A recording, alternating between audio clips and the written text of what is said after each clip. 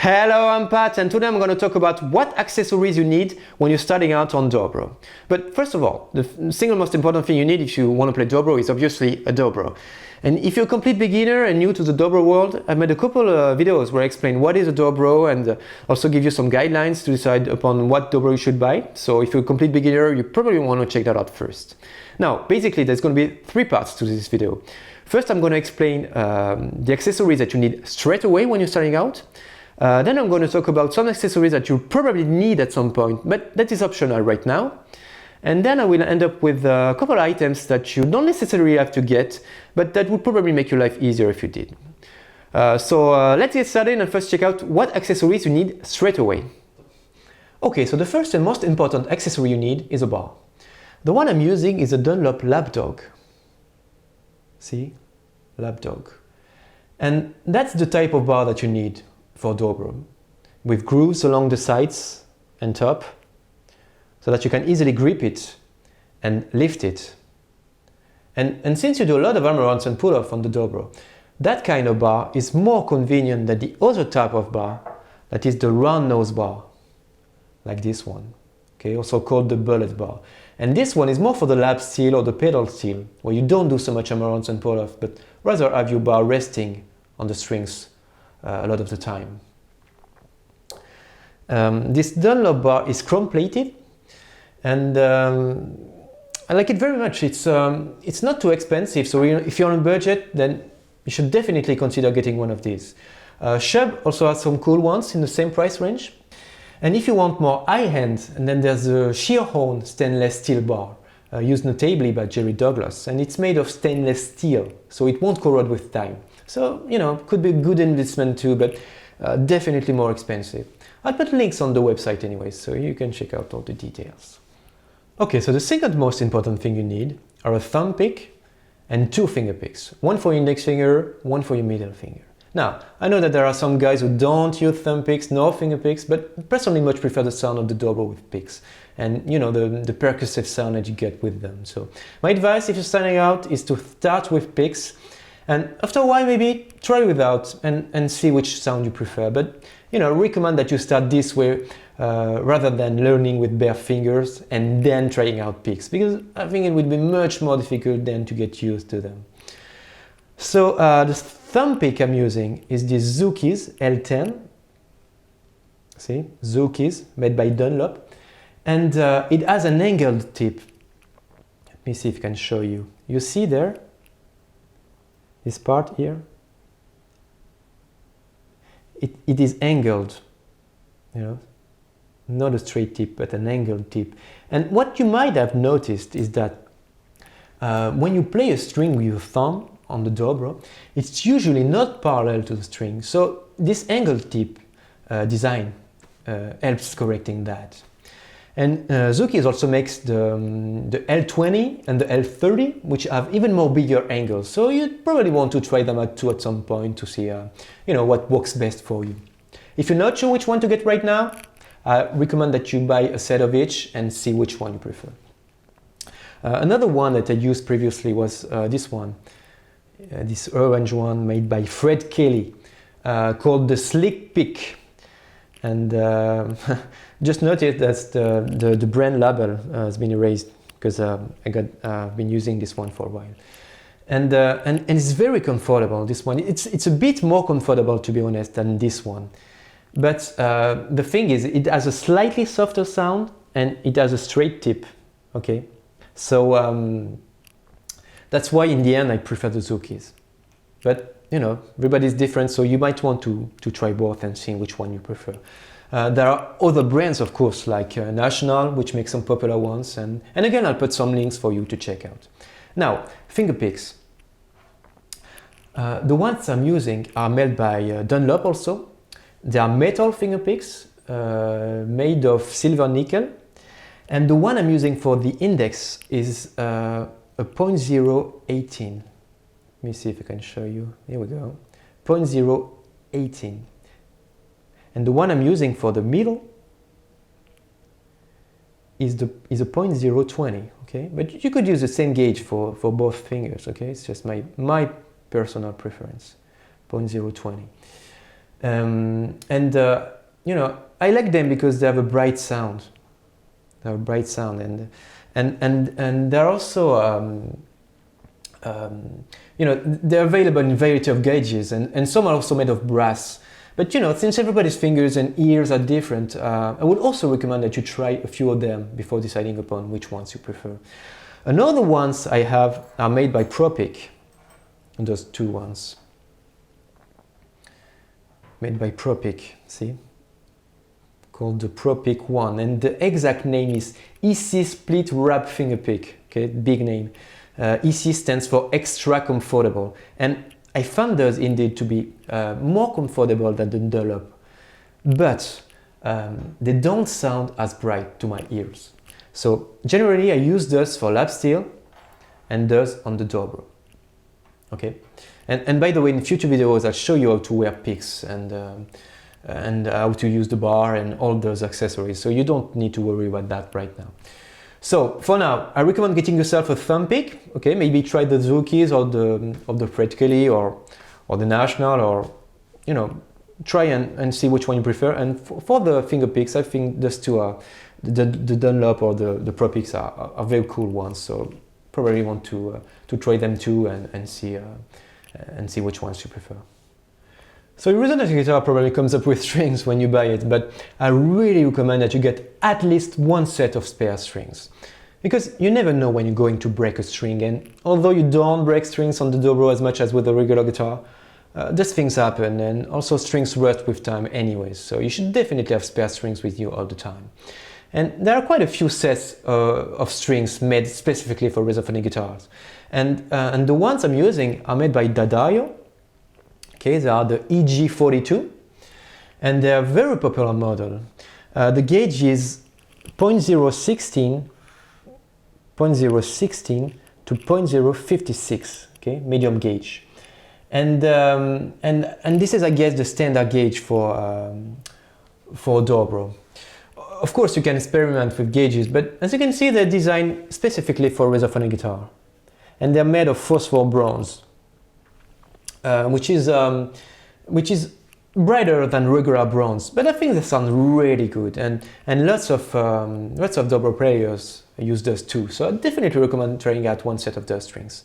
Dadaio also make the EFT13 flat tops, which are more mellow, so you might want to try that too if you want, you know, less bright sound, I guess. And John Pierce also make popular sets of strings with different gauges, so that's also something to consider if you want to experiment at some point. Okay, so getting your guitar in tune is probably a good idea, and what I generally recommend is to get yourself a clip-on tuner, because I think they're very easy to use, pretty cheap, and work great. The one I have here is a Korg AW2. See?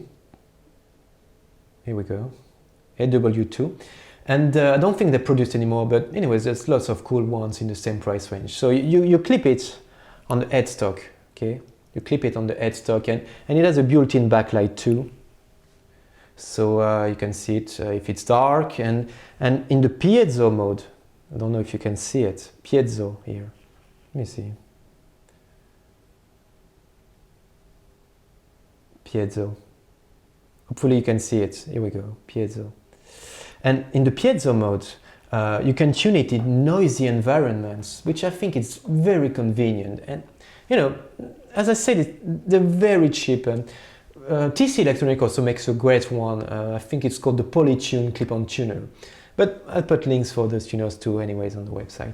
Another great option you might want to consider is using an app on your mobile phone. Whether you have an iPhone or an Android device, there are lots of different apps. Some of those are free and some you have to pay, but you know, they're usually not that expensive, so it could be a great idea too. If you want some info about how to tune a Dobro, if you're a complete beginner, I've got a separate lesson on the website, so those of you starting out probably want to check that out too. Okay, so that's the last item I put in the must-get accessories, because I think you should always work with the metronome. Whether it's for technique exercises or songs practice, it's really important that you work on your rhythm, and a metronome is a great tool to use when you're practicing at home. Most digital audio workstations like Pro Tools or Cubase have a built-in tuner.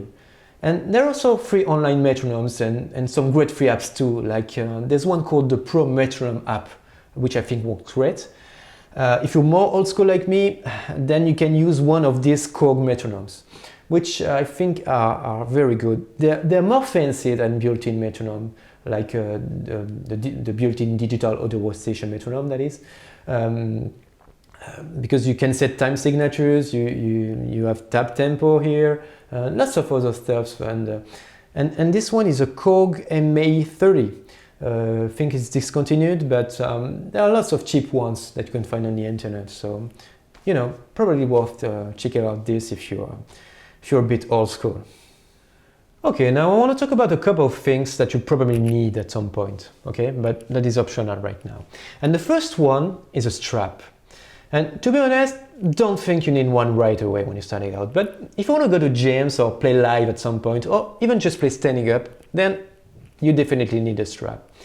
And a Dobro strap is usually longer than a regular guitar strap, because you attach one end to the bottom of the guitar and the other end attaches to the headstock. Okay, so brands like Levi's or Webb make great Dobro strap, but you know, they're usually expensive. So I'm going to share with you a simple trick that I use. Because being a guitar player too, I use this regular guitar strap made by Fender, and then I use this little accessory, which is made by Planet Waves, and it's called the DGS15 Quick Release System. Now, I'll do a separate lesson in the future about how to put on a strap and play standing up, but basically what you do is you lose one end of the buckle under the strings on the headstock of the Dobro, okay? And then you loop the other end through the end of your strap, okay? See? You loop the other end of the DGS15 through the end of your strap, and then you attach the two. Okay, it's pretty cool, and it's very secure and pretty cheap, so you know, definitely something to consider if you're on budget or if you already have a guitar strap and don't want to buy a new one specifically for Dobro. Okay, one more thing, if you use a strap, what you must get is a set of strap locks. Okay, and a strap lock, let me see if I can show you. Okay, see, with this horseshoe design. A strap lock basically is a device that keeps the strap locked to the guitar, you know, keeps it from accidentally coming off. And those are made by Schaller, and they are very good ones, and you will actually only use one out of the two, but you know, since your strap is already attached on the headstock on one end. But don't make the mistake of not using one at the risk of having your guitar drop to the floor, okay? But if you want to use strap locks, please note, you need to replace your guitar end pin. Okay, so first check out if this is something you can do easily, or if you need to have someone modify the instrument for you. Okay, capo. A capo is also not something that you need straight away, but if you go to jams or play tunes that use a capo, then I think it's a good idea to get one.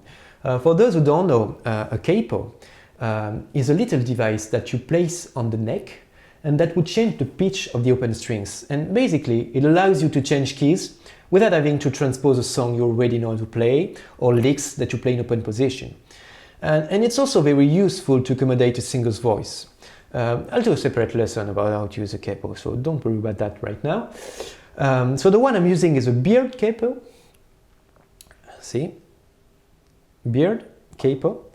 And I think it's one of the oldest made, actually, and definitely one of the most used capo.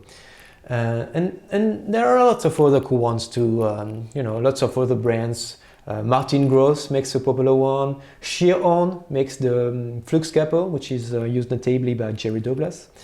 So lots of options, but I think this one does the trick and yeah, works great. Okay, so before wrapping this up, I want to show you a couple of items that you don't need to buy, but that will probably make your life easier if you did. And the first one is a footrest. One thing you've probably noticed is that if you lay your feet flat on the floor, then you won't properly balance out your instrument, okay? So you either need to lean your left leg against the chair so that your instrument stays parallel to the ground, or you can use a footrest. like this one here.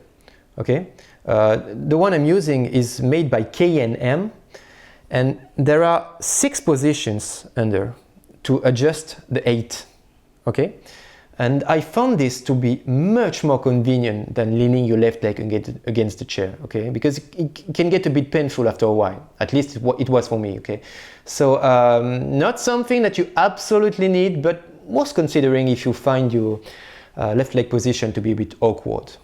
And you could also go the DIY route and use a pile of books or even make your own footrest. But what makes this one practical is that you can adjust it to the 8 you want your left leg to be. Okay, so it's also very practical because it folds up, and you can put it in your gig bag and take it to gigs with you. So something worth considering, I think. Okay, so the last item that will probably make your life easier is a music stand. And sounds obvious, but I've seen numerous times students with their sheet music next to them and then twisting their neck or head around while playing at the same time, okay, like this. And I think it's not very much comfortable, and it can lead to back problems. So if you can, get yourself a regular stand. The one I'm using is a tabletop music stand, okay? But if you got the space, you can buy a regular stand with legs, and will probably save your back and will make your practice much more comfortable. Okay, there you go, a few Dobro accessories that you need or might need. As I've said, I'll put some links on the website so that you can check out some of those accessories before making your purchase. And I think that's about it for today. Once again, I'm Pat from learningwithpat.com. If you like what I do, then please subscribe to my YouTube channel. Really appreciate the support. And see you later. Thanks. Bye.